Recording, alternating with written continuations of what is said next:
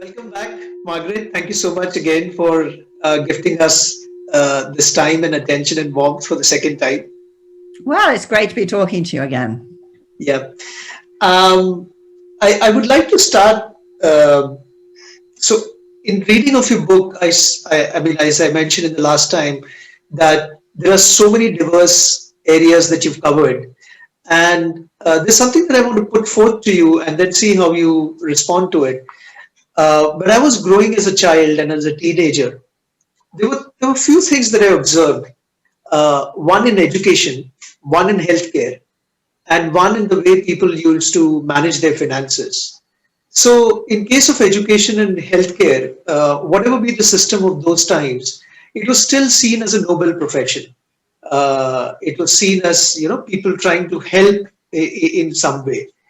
And when it came to managing finances, a huge emphasis was on savings-led living, to save and live off the savings. At least in this part of the world, that was the case. Right. As we moved into the current era, I see that education has become a talent show. Healthcare has moved from being focused on patients to patents and profits. And we moved away from savings culture to a credit culture. Mm-hmm. And in terms of the credit, there is something that I observed, which is there was something that you could have consumed after a few years in the future, and you want to bring that future now. You want to bring that future now and sort of have a control over the future in some sense. So these are a few observations. Now you can speak to this, or you can share, some of the examples from your wonderful book also. Yeah. Well, I think what's sort of interesting is there's a desire for a kind of instant gratification. So I don't want to wait, right? And I want to know everything now. And I think in a strange way, what that does is it has made us quite dependent on services and gadgets that seem to offer us certainty about the future. So if you think of education, for example, I want the kind of education that's going to give me a great job and a great career. And the truth is, I don't know what a great job's going to be 10 years from now. So if, let's say I'm 18 years old, right, and I'm thinking of where to go to university, I don't know very much about myself, really. I've only ever been in educational institutions. I don't really know anything about the world of work. I don't really know about companies. I don't really know what I'm like on my own outside of a very, very structured environment.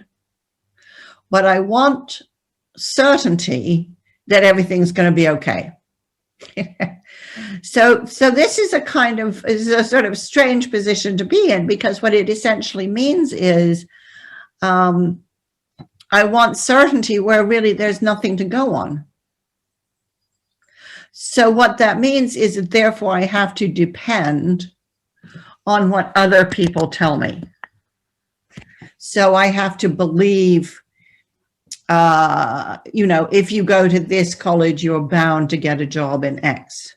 If you study software, you'll be employable forever.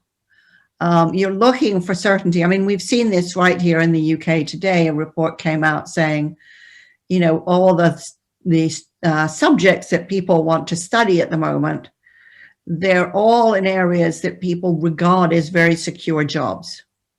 So that means, strangely enough, they're in education, they're in healthcare, and they're in technology. But all the people applying to college to do that, they mostly haven't worked in hospitals. They know schools, and I always think it's incredible that if you're in a school, you imagine you want to spend the rest of your life in one, right? And probably very few of them have been in a tech organization. But they think these things will offer them certainty. And one of the things I've always been so struck by is I know almost nobody whose first job was what they ended up doing for a big chunk of their lives. And actually what they did end up doing may or may not have had anything to do with what they studied at university. So I think there's a sort of search for certainty, and just because it's not there doesn't mean people won't try to sell it to you. And they may try to sell it in terms of, you know, all these psychographic profiles that say you are this kind of person, or they may try to sell it to you in terms of college advisors who say, you know, this is the place for you. And all of these are just kind of uses of recommendation engines that are matching one profile with one place. But they're making essentially predictions about the future, which are impossible. And I think what's really unfortunate about this, apart from the fact that, you know, whether or not they actually work is a complete stroke of luck, is I think that they don't encourage people really to understand uncertainty and learn to live within it. And, you know, when I say to people, well, you can live with uncertainty, they look at me as if I'm completely weird. But then I say, okay, on the day you got married, did you want to know whether your marriage was going to be happy? No, of course I didn't want to know that. Okay. You know, it's your birthday next month. Do you not want to know what you're going to get for a birthday present? No, of course I don't want to know that. You know, so there are all sorts of areas in life in which we're very comfortable with uncertainty. You know, people book tickets for outdoor plays in England, you know, in the summer, and it's like, are you out of your mind? This is England. It rains all the time, you know, but they still book tickets for outdoor theater and music festivals and all kinds of things. So, you know, we actually are perfectly okay with uncertainty if we understand that's what it is. We understand when we book the tickets for the music festival, it might rain, it might get called off, but we'd rather take the risk of being able to be there than knowing that we certainly can't. So even with uncertainty, we can make perfectly adequate judgments. And I think that instead of promising people certainty where there isn't any, we would do better to say, look, you're 18 years old. You don't really know what you like and what you're going to want to do for the rest of your life. We know you're going to change a phenomenal amount in the next 10 years. So let's ask some different questions. Do you like being in really big places or small places? Do you want to work really hard? Or do you want to have a really fabulous social life? Do you want to study one subject or several subjects? Do you want to get to travel? You know, and people would regard these as the trivial questions, but I think they're the things that really matter. Because if I go to a college that has the things that I already know I really do care about, probably I'll be able to figure out the rest. Interesting. Very interesting answer. In fact, when you were mentioning about our existing relationships with the uncertainties, what I could sense is there is adaptive and maladaptive versions of certainty and uncertainty. Yes. And because we may not be exercising uncertainty more like a muscle, we tend to just narrow it down to a few, you know, kind of thing. Yeah, that's right. And it's quite interesting because I was sitting with a bunch of business leaders earlier this week and trying to help them think about where do they want their firm to be 5 years from now. And they couldn't really do it. And I was saying, look, don't think about where you are now and don't think about numbers because numbers won't get you from here to there. Think about where you want to be and then do it backwards. Think about, okay, I'm in this place where I always wanted to be. How did I get here? What did I do to get here? What did I need to get here? And plan it backwards. And then you can start putting numbers around it. But if you start with where the numbers are today, they're just going to lead you to a different flavor of today. And you've already said you don't want to be where you are today. You want to be somewhere better, right? So I think, you know, what's so interesting, I've thought about this a lot because I think everybody was very disappointed that they came out with so little clarity. But I think the difficult thing is that, these are people, quite senior people. They've spent a long time in this firm. They've been very successful. They've hit targets, they've exceeded targets. And nothing has really called upon their imaginative capabilities before.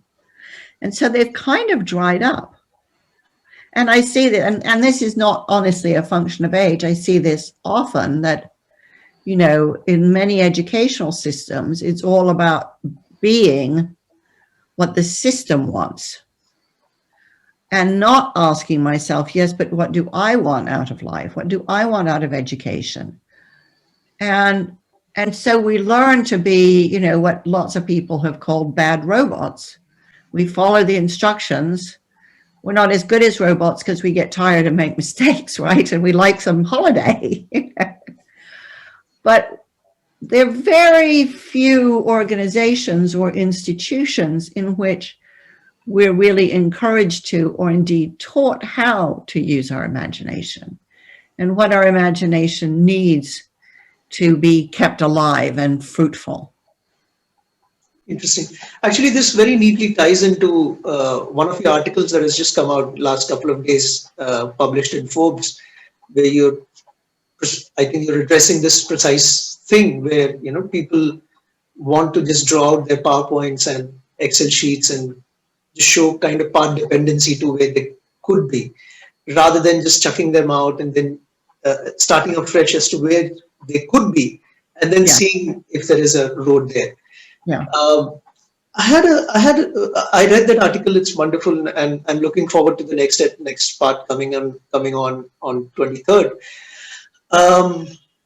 I'm reminded when I got a knee fracture this 7-8 years back, when I was in the cast, and while going through that pain and that whole thing of being in the fractured mode, I set a lot of resolution of what I'm going to do with my body, with my legs, my health, my fitness.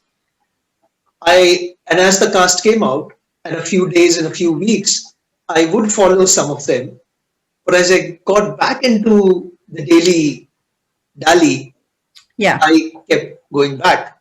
So do you think that the crash course that you call the current pandemic, do you think that crash course is going to be like that cast on the knee, or you are optimistic? I think it's a very good question, and it's one that people have been asking since the pandemic started. And I think part of the answer, and we didn't see this at the time, part of the answer was about how long it lasts. If it had been over last summer, I think everybody would have gone back to normal. They would have had, exactly as you describe, all sorts of very wonderful ideas about a new world, and they would have gone back and reconstructed the old world. I think the fact that it's gone on so long has meant that we've forgotten a lot of our habits, actually. And we've probably acquired some new habits that we don't even notice because they're our habits now, right? And I think one of the things that's really interesting is I think everybody's changed, they just can't see how. But because everybody's changed, and because it isn't over yet, and because actually it's not going to be like a war, right? Everybody uses the war metaphor, especially in this country, right? Where all anybody can think about is the Second World War for some reason. It isn't like a war that one day, that's it, it's over. Flags come out, we have dancing in the street, and it's fabulous. It's going to, maybe if we're lucky, or if everything goes right, it's gradually going to taper off, and then it'll come back a bit, and it'll taper off a bit, and it'll come back a little bit more, and then it'll take, so it's not going to be that tidy ending. And I think the consequence is that it may make it kind of impossible for people absolutely to go back to what was. And they're going to have to adapt to the fact that this uncertainty here is here to stay. And it's partly because the pandemic won't have this movie ending. And it's partly because we're going to go into an economic crisis of a kind nobody's ever seen before.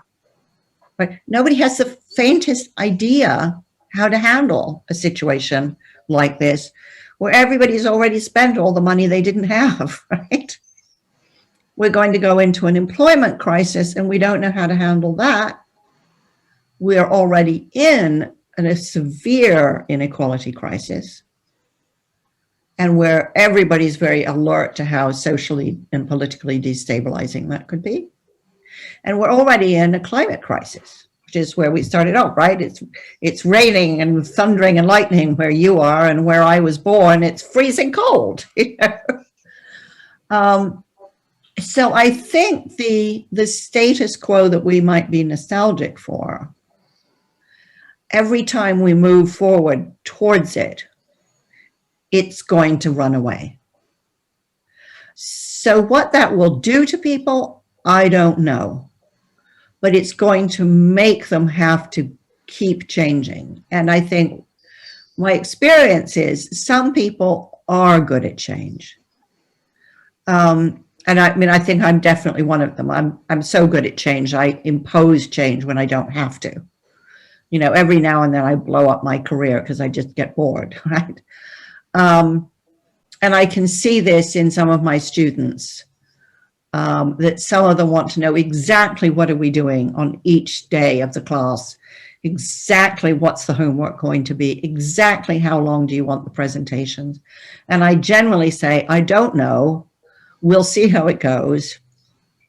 The presentation needs to be 10 minutes, but actually whether it's singing and dancing or whether it's PowerPoint or whether it's a movie or whatever it is, I don't care as long as it's interesting.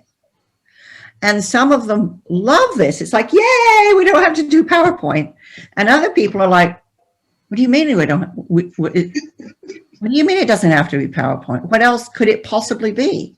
You mean there is something besides PowerPoint? What's that, right? Yeah.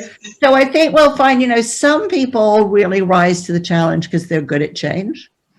And some people will, I think, have an experience of being knocked back over and over and over again. You know, just when they think it's settled down, the carpet will be pulled out from under them. And they're really going to struggle. And I think from a leadership perspective, it's going to be really important to understand who's who. Who are the people that you know are going to be great in a crisis? And who are the people that they're going to have to look after? Interesting. In fact, when you were saying about that there are ways in which we would have changed and we would not know, I was reminded, I was listening to a podcast. It goes by the title, You're Not So Smart. And it's a wonderful podcast by David McRaney. And in one of the episodes, he actually touches upon this idea of belief change blindness, where we change our belief, but we're absolutely not aware of it. There is some scope creep that happens.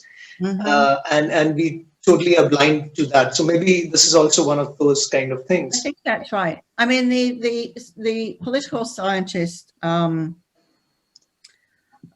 Putnam, said something very interesting. This was in probably the first 6 months of the pandemic. And he said, you know, after 9/11, you could measure sort of social capital and cohesiveness in the United States, and it went way up, way up. He said 6 months afterwards, it was right back to where it had been before, which is very low. And I was very struck by that. But, you know, we're now more than 6 months in. And this is a kind of thing that isn't, I don't know. I think, you know, what he was saying was you have these acute experiences and people respond. But I think what we're dealing with here is a chronic experience. So that's a different beast. And whether it behaves differently, I just don't know. Interesting. You touched upon this idea where different people are at different readiness potential and ability to respond to the current crisis. And if I may, maybe there is the Uncharted quotient that each person has, which is, you know, the uncertainty quotient that a person can address or live by. Yeah, that's a really interesting thought. And I think in some ways, I think instinctively people do that. right? Which is in looking for jobs that they imagine to be secure, right? They're trying to limit the amount of uncertainty that they're exposed to. And you'll find that some people, most notably artists, choose to be maximally exposed, right? And other people, medics being a perfect example, choose not to be. And I remember when I was writing Willful Blindness, I was writing about conformism in medicine. And there's this thing, and medicine's very hierarchical, and medical students absorb that early, but it's actually part of what attracts them to medicine. Is the clarity about what they have to do to climb a very obvious ladder. And my husband trained as a doctor, and I said to him, "Is this true? You know, I mean, I've read it, but is it true?" And he said, "Oh yeah." He said, "All medics self-define as very conservative, and that's part of the attraction, which is they're going to have certainty." And actually, what's become quite interesting is that as things like genomics have become more complex and much more available, that's turning out to be uncertain. Right? I don't know if you remember, you know, when the Human Genome Project was launched, you know, we were all going to have personalized medicine and everybody was going to live forever, and it was just going to be, here's your genome and here's your medicine, you know, and they're just made for each other. And now it turns out actually there's still so much about it we don't know. And, you know, I wrote in Uncharted about this hospital in Texas where they actually do teach their medical students now about uncertainty and how not to jump into certainty and not to give their patients certainty too quickly. Partly because they don't know everything right away, and actually staying open to how the patient develops is part of being a good doctor. You know, thinking, okay, my theory is this is the issue. But if you're too certain about that, you won't notice the disconfirming symptom. So it's always a very delicate balance between a kind of level of confidence, which is enough to get the work done, but not so much that you can't see new things appear on the horizon. And, you know, as a writer, I feel like that, which is, you know, I'll write something I believe in, but I am constantly asking myself, are you sure? Is it true? Is it still true? If it was true when you wrote it, has anything changed it? And people often say to me, well, gee, Margaret, that's quite a hard way to live. But actually, I think it's quite interesting. I'm fine with it. I just want the book to be as true as I know how to make it. Yeah, and I want to go back to your first 13 years of your work life, which was at BBC. Mm-hmm. And I was talking to a friend of mine, Saurabh, and he runs his small, so he does quite a few things. He seeds a few startups, and he also runs an event management company. A couple of times he's worked with us to arrange a few events. One of the things that I remember working on those events and videos and shoots is, in that small span of time when things have to be really worked upon, there are so many parts that have to come together, so many distinct parts that have to come together, and invariably something goes wrong. Always. You know, somebody's delayed, or something's broken, or something's not working out. So I was wondering, your 13 years at BBC, you must have experienced so much of uncertainty during these kind of things. Did that play some role in you writing the book and also acquiring the skill to manage uncertainty in some way? That's a really interesting question. I think it gave me processes for dealing with it. The first job I had at the BBC, I was working in news. And one of the things, I mean, I didn't particularly like working in news, but one of the things it taught me was, if you're doing 2 daily news programs, you have to make decisions. The program goes out, it's over. And it may be the decisions weren't the best decisions, but you have another program in 4 hours. So there's a point at which you have to have a process that makes sure that you're there at 1 o'clock, you're there at 5 o'clock, because you can't say, oh, I'm really sorry, we haven't quite finished yet, right? So you have to have a process that's pretty robust. But you also have to know that when it's over, you think about it and you try to learn from it, and you learn really, really, really fast. The great thing also about radio is it's quite cheap. It's quite cheap to make. And so, for somebody at the beginning of my career, it was great, because later when I moved on to documentaries and drama, I would make a program and it would go out, and maybe it was a really great program and everybody loved it, and that was really marvelous. And then the next one was be an absolute stinker. And that was okay, because you were going to do another one next week. So you couldn't get too upset about it. It didn't mean you didn't care. And I think, I learned a lot about this from the first boss I had in drama and documentary. He was a genius, really. His name was Piers Plowright. He was an unbelievably creative individual. And he won, global radio prizes for years. And he made some of the greatest radio I've ever heard. And every now and then he would make a program that was so horrible, you'd think, what the heck were you thinking? And what he was thinking was, I want to try something different.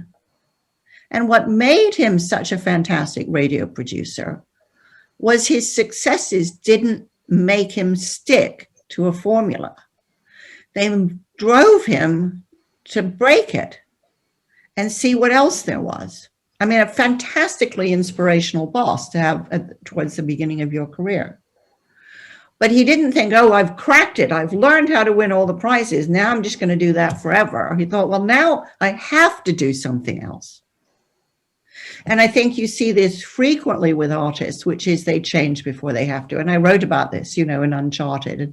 And, Bob Dylan's a great example that he's always pissing off his fans, because just when they think they've got him nailed down, right, and they've fallen in love with their Bob Dylan, he goes off and does his own thing again. And he doesn't have to. The market doesn't drive him to. In a way, the market would drive him to stay put. But we're fascinated by him because he's constantly exploring. Interesting. In fact, this ties into in the first episode, you mentioned about brand new, which is more a stereotype. Yeah. And I think in the Forbes article, you mentioned about Philip Zimbardo talking about deviant, the day of a deviant kind of experiment. Yes. Yeah. And I think this is also in that same family of remedies. So whatever brand new one is being attributed, one needs to step out and see and experiment something else, is what perhaps you're saying. Yeah, I think that's right. And it's one reason also why, I think it's so important to have friends and colleagues who care about you, who will give you feedback. Because, everything we do changes who we are. And I remember someone saying to me once, wow, Margaret, in meetings, you can be very polarizing. And I had absolutely no idea this was the case. And it really stuck in my head. And I started, as a consequence, seeing myself through the eyes of this comment and thinking, yeah, actually, she's right. And actually, this is not helping anybody. It's definitely not helping me. And, so that drove me to try to change some of my behavior, because I thought, if I want to influence people, polarizing them is exactly the wrong thing to do. Right? So I think it's so important in life as in work to have people who care about you enough to tell you, hey, you need to slow down. Or, wow, you've been in that job a long time. Are you sure you're really still stretched?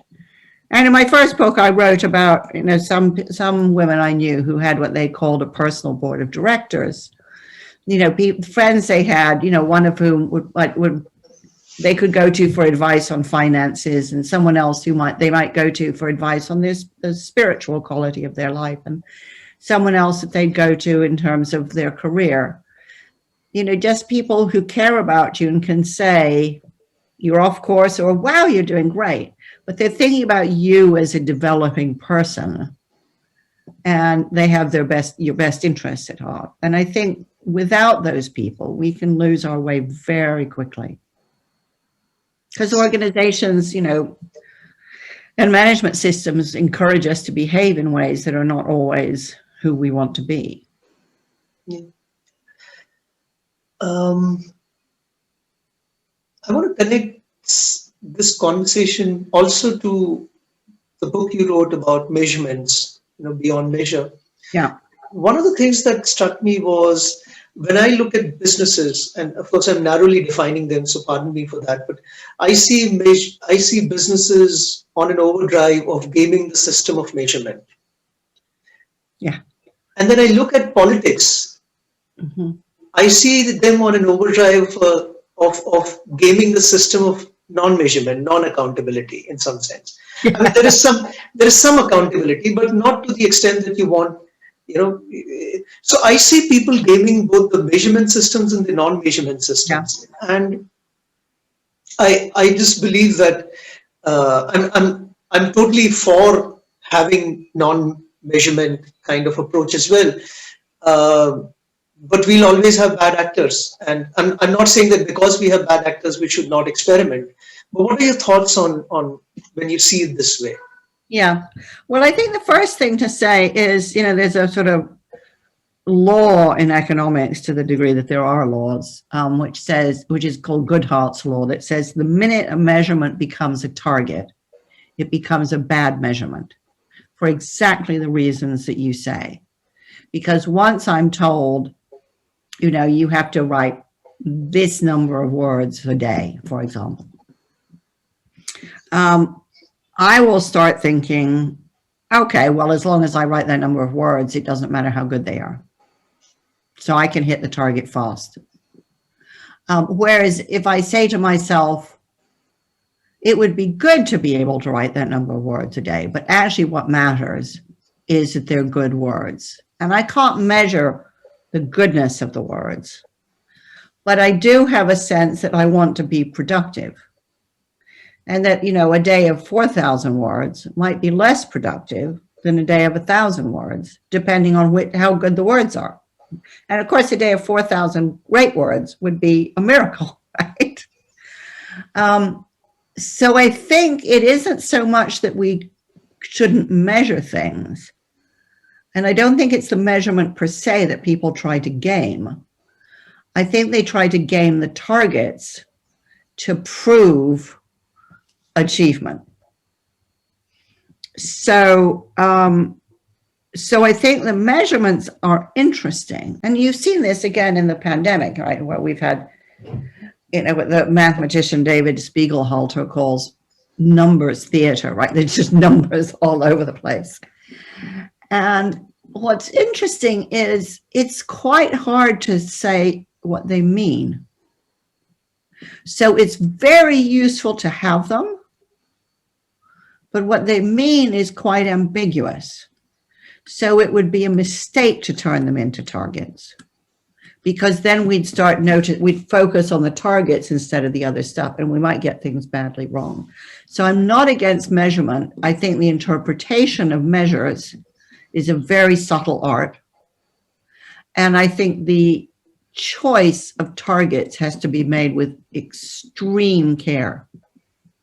So I'm trying, for years as a writer, I've tried to have some sort of goal for how much I want to write in a year. And it's just useless, because if I'm going to write a book, that's different from blogs, and actually they take as long as they take. I mean, there's just, I can't write faster than I can write. So having targets would be pointless. On the other hand, I do have a rule that I want to exercise at least 4 times a week. And some days that will be, I'll cycle for 10 miles. And some days I'll cycle for 20 miles. And that will depend on how much time I have and how, what the weather's like and all that kind of stuff. But the rule is you have to do this 4 times a week. That's quite useful. But it's, it's tight. It's 4, right? I mean, you could do 5, but 4 is the minimum. But it's loose in terms of what, how good or bad a bike ride is it. So I just, I think one just has to be very wary of, what Roger Martin calls gaming the game. And, setting a target, and you see this in business all the time, setting a target you can achieve, and then trying to overachieve in order that everybody thinks you're a superstar. And, it's also Roger Martin who pointed out that, I think he was talking about GE, which hit its earnings estimate, I think 41 quarters out of 43. Now, this is statistically impossible. So you think, okay, so how are they doing that? They're gaming the game. They're setting the targets that they know they can hit. And then if they've overachieved, then they're kind of moving some of the earnings into the next quarter. And if they've underachieved, they're bringing some of next quarter's earnings. So this is just numbers manipulation. It's just a game, right? Yeah. And you think, so this is what all these brilliant people at GE were doing, is just moving the numbers around? Why not just do the real work?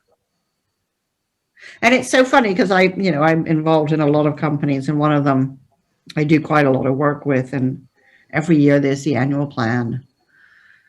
And at the end of the year, everyone says, we did a great job, we hit plan. And I think, yeah, but you set yourselves up to do that. And what nobody ever says is, well, could you have done better? And actually this year I got so fed up. I said, yeah, you had the plan. Halfway through the year, you brought in about 10 more people and you've hit your numbers. You had 10 more people. You should have been able way to overachieve. So your costs went up, but your client numbers remain the same. So either it was a bad decision to bring them in, or they should have been doing more, or you need to expand your ambition for next year. But actually they've done this very subtle thing, which is, they're showing a nice little growth trajectory in terms of the number of clients they work with. But they haven't really thought about what's the capacity of the firm. So they're doing a classic piece of incremental planning, which is to say, okay, the inflation rate is X, so let's do 2X maybe, and then we'll look good. Interesting. Margaret, I'm mindful of your time. So wonderful again to have your presence, your insights as always. Any closing comments you would want to make? I think only that, I think it's very important in this particular time to keep having these conversations about uncertainty for 2 reasons. One is I think people confuse uncertainty and risk. And I think that leads them to a lot of very sloppy thinking. Risk is something we can quantify, we can put probabilities against. That doesn't mean the probabilities are guaranteed to be accurate, but numbers will really help us. In environments of great uncertainty, there's a real limit to how much numbers will help you. And that's the moment at which you've got to have imagination, and you've got to have people around you who can think imaginatively. And that doesn't mean unrealistically, but they have to be able to think outside of their daily status quo. And in my experience to date through this pandemic, I think that's where we're mostly falling short. Everybody's trying to run the pandemic as though it's just like a particularly strange business as usual. And it's not. And if we don't learn better how to think about, and if leaders don't learn better how to talk about uncertainty, we're constantly going to be disappointing people. And that's dangerous, and it's poor leadership, I think. Interesting. Thank you so much, Margaret, for gifting Well, thank us you for your insights. thank you for your interest in my work and for your excellent questions. Thank you so much. Thank you. Okay, take care. Yeah. Bye.